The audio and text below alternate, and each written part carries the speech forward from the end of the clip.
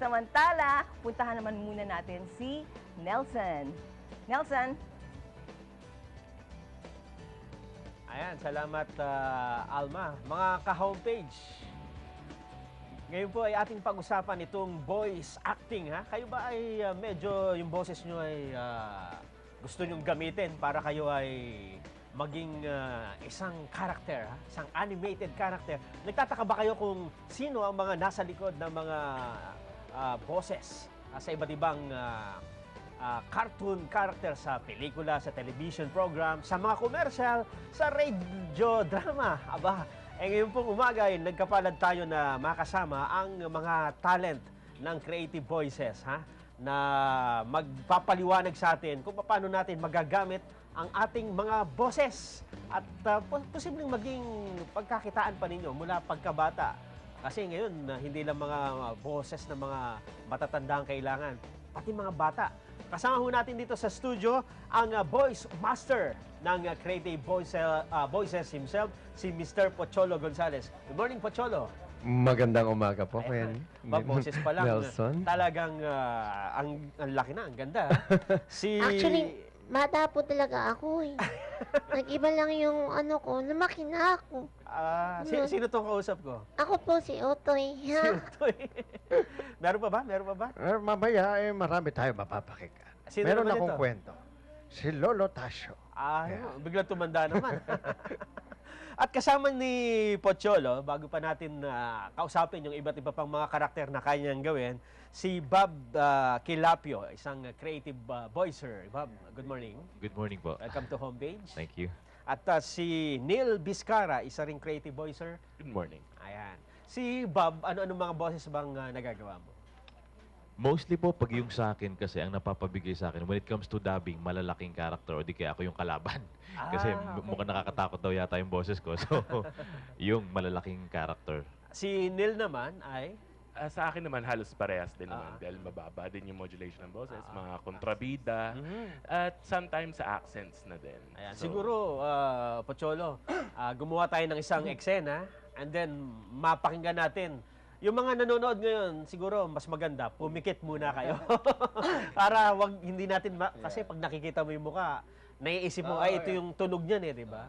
Pero pumikit muna kayo, tingnan nyo kung makakakita kayo ng iba't ibang characters. Ready na kayo? Ready na kayo? 1, 2, 3, action!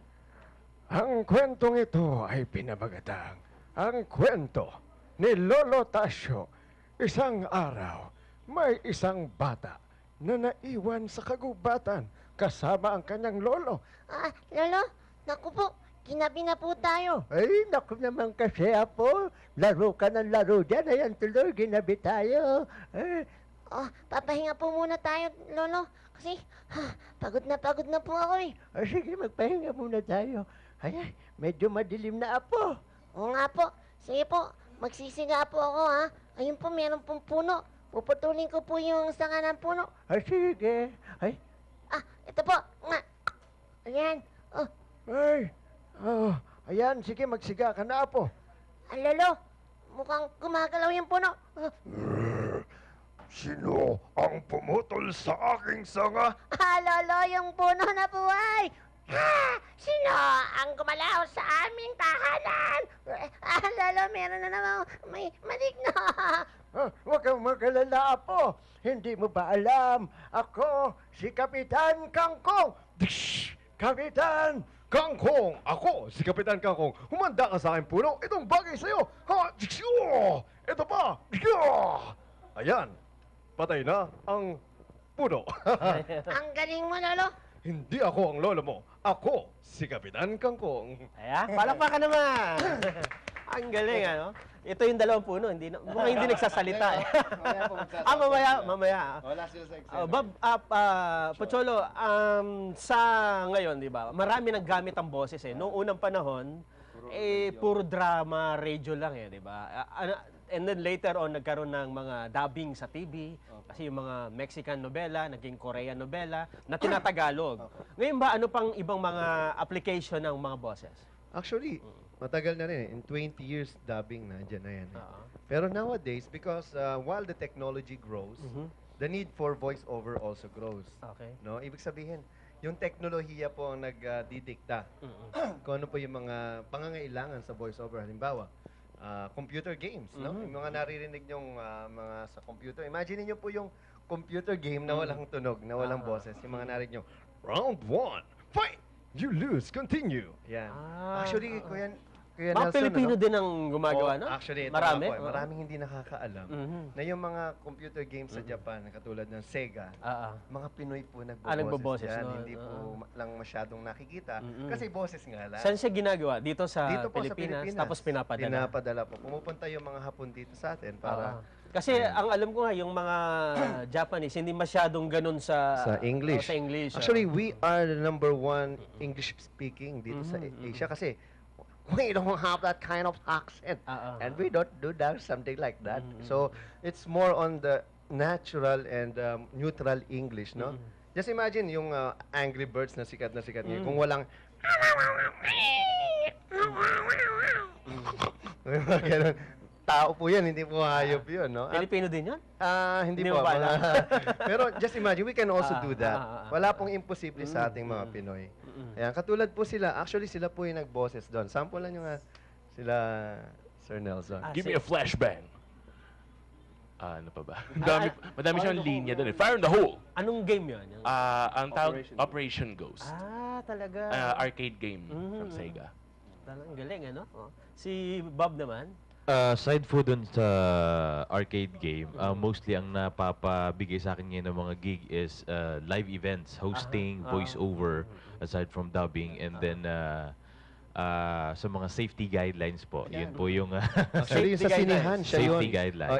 Yung example napapanood niya? yun sa Sige, sinihan. sige. Sige. Before po mag-start yung sine, every time before the movie starts, good day to all our valued movie patrons. For your safety and convenience, tapos yun, it goes on and on.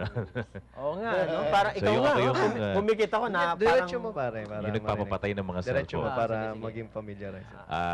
Daming lines na. Pero yung isa yata, in case of any emergency, please do not panic. We have emergency exits around the cinema. Thank you. So, Oo nga, no? Kung minsan, basta napapakinggan mo sila, pero hindi mo na iniisip na, sino kaya ito, di ba? Pero now, na nakita ka, siya lang pala yun. Tsaka additional to that, kasi dubbing is only 1% of the overall voiceover industry. Alam niyo ba sa US, it's $1 billion industry, Ay, mga oo. voice talent. Si Michael Buffer, di ba? Ayan. Millionaire. Kung balita ko nga, billionaire. isang paano ba yun? Yung yung let's get ready to rumble. yung Isang is ganon. $1 million $1 million? na raw. Grabe. Ano? Bayad sa kanya. yun Boses lang gagawin ang niya. ginamit. Pero yan ba ay pwedeng ma-develop? Halimbawa, sabihin natin na bata ka pa lang, sabihin mo, ang pangit naman ng boses, hindi maganda eh. That's a good question, Kuya Nelson. Like you, you're a broadcaster. Actually, idol nga kita. Nasa kabilang estasyon ka pa. Nagkasama tayo. Yan, yung nagaya-gaya ko yung mga yan eh. I think wala namang magaling kagad eh. Pero I believe lahat ng tao, bukod sa pipi, may boses. Ano? At lahat yan, may pagkakataon na matutong mag-voice acting. Ano yung pwedeng ituro? Pwede kasi it's all about acting. It's not all about the voice. Eh. It doesn't mean you have a very basic voice. Napakaganda ng boses ko. You can act. Voice acting is different. It's 100 times harder than the acting itself. Tama ka, dahil sa meron akong mga kilala na malalaki ang boses, pero pag pina-voice mo, i-voice mo nga ito, flat eh, di ba? Walang buhay. Pero kailangan meron talagang emotion dun sa boses. That's true. When I was young, I always listen to radio drama. Actually, yung radio drama talaga yung naging basis ko ng voice acting. I don't even know na nadidevelop pala yung voice acting skills. Kung hanggang sa napapanood ko na yung mga commercial, ginagaya ko. Hanggang sa ginagaya ko yung mga broadcaster. Magandang araw po sa inyo, mga kapuso. Ay, sorry, excuse me po. Ako po yung naliligaw dito. Di ba, ganun. Ginagaya ko So, sila. simula parang gaya-gaya lang, ano? It's more on, tawag po doon, voice alike. It doesn't mean you really sound like them, but you act like them. So this summer, meron kayong workshop para doon sa mga interested. Yes, sir. Actually, tama-tama, no? Sa mga gustong maging voice artist, we call it voice artist, hindi na voice talent. Kasi we believe that voice acting is an art form na kailangan matutuhan mo yung tools and techniques ng voice acting. Okay. Ito po ay tinawag naming VoiceWorks, Basic Voice Acting and Dubbing Workshop. Ito po ay every Saturday, no? At meron na po kaming additional ngayon, mga radio drama, character voicing for animation. Kasi marami na po akong local animation na ginawa, like yung Dayo. Ako lang po yung professional voice artist sa cast, puro artista po karamihan doon. And a lot of things. Meron din po kaming Tuldok animation, mga ginawa naming animation. Okay. And I believe the future of voiceover is in the Philippines. No? Dahil habang may buhay, at ang kagandahan ngayon, imagine, Kuya Nelson, we're doing a local computer game in Tagalog. Tagalog na. Yan na. Sa Facebook yon lalabas. Wow. Sa Facebook application siya at talagang napakaganda nito. Ayun. So, itong workshop ninyo ay ilang taon ba dapat? Albawa, pwede na ba isama yung... Actually, tama-tama kasi ngayong Uha-uha summer, pa? medyo kailangan marunong lang magbasa. Yun ang Yun ang rule. Dapat Marunong nakakabasa na yes. para may mga dialogue. At least kasi, kahit paano na iintindihan niya yung sinasabi niya. And Okay. aside from that, karamihan sa mga bata, kasi dapat bata pa lang magsimula na. At ngayon, hindi na ibig sabihin magboses bata yung matanda eh. Kailangan bata na talaga para Authenticity. realistic. Ano. Kasi malalaman natin nagbabata-bataan lang eh. At saka, ang kagandahan po ngayon, open na po ito kahit kanino. So kung interesado po sila, i-google lang po nila, Voice Acting Workshop Philippines. Wala na po kayo makikita dahil nag-iisa lang po kami sa Philippines. Yeah, Sa ilang years na ba itong pagtuturo mo ng voice acting? Anak ko, napakatagal na po. Nagsimula po ako nung college pa, nagtuturo na. Pero na-formalize po siya noong 2005. Marami ng produkto ito. Napakarami po. Masasabi ko pong 80% ng bagong voice artist ngayon. 80%. Produkto mo. Galing po sa amin. At karamihan po dyan, DJ, ayan, nagre-radio, at ngayon, nasa dubbing rin. Ayan, tapos nagbo-voice din sila ng mga commercial. Si Bob, mahirap ba na matuto? Kasi ikaw, natural talent mo na ba yung Actually, ganyan? estudyante ko sila. Oo nga, natural talent mo na ba na malaki ang boses mo? O na-develop na lang? Siguro po, napapansin nga ng mga tao nung 13 ako malaki daw. And then nung 18, napapasok ako ng radyo for 6 years and then nawala. So kung iisipin ng iba siguro, bakit nag-voice acting workshop ka pa? DJ ka na pala dati. So you have the voice na. Yung acting yung wala eh. So yun yung kulang. May boses ka pero hindi mo kayang i-act. Oo. So kailangan magkaroon ng emotion, mai-sustain mo, maibato mo yung linya ng tamang-tama. Si Neil naman. Sa akin naman kasi parang in my early age, sumasali ako sa mga declamation, sa mga storytelling, extemporaneous. So over time, parang medyo baligtad naman kami ng konti. Na-accumulate ko naman kahit pa ni acting. Ayun. Pero kahit minsan kasi there are times na nasasabit ako minsan. So yun ba, I have a dream. I have a dream that one day the people of America will not be judged by the color of their skin, but by the strength of their heart. So, ayun, mga kabataan pa lang, ganyan. Na-expose na sa ganyan. Until I found VoiceWorks. Ayun. At lalo na-develop. Lalong na-develop. Siguro, Pocholo, invite them, yung mga kabataang nanonood ngayon, mga magulang nila. Pwede bang, kahit nakakabasa pa lang na bata, hanggang sa anong edad ba pwede? Voice is ageless. Ageless, okay. Because the basic, yung meaning po ng voice acting is, it should not be seen. Dapat hindi nakikita. So it doesn't matter if you look awful or what. Basta you can portray the character na kailangan.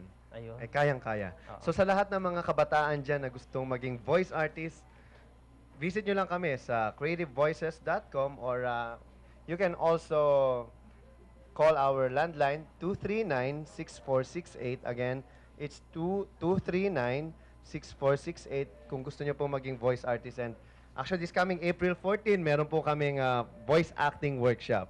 So, wag nyo sayangin ang samay nyo, sali na. At for sure, bukod sa magiging mahusay na kayo, gaganda ang boses nyo, ay magiging malakas pa loob ninyo kahit sa public speaking, magagamit nyo to.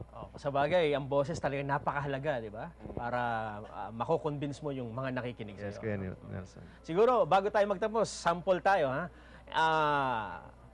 Kayo po yung nanonood sa homepage, ha? Pero iba-ibang emotion. Ikaw, nakakaiyak. Sa'yo, nakakatakot. Sa'yo naman, masaya. Ha? Isa-isa. Isa-isa. Kay Neil muna. kayo po ay nanonood sa homepage. Oh, nakakatakot naman. Kayo po ay nanonood ng homepage. Kayo po ay nanonood sa homepage. Ayan, ha? So, mamaya dadalhin na namin sila sa ospital. Thank you so much, Cholo. Thank you. Bob, Neil, marami po kaming inanda sa inyo, kaya huwag kayong maglilipat ng channel. Kung ayaw niyong masira ang inyong TV, magbabalik mo rin po ang homepage.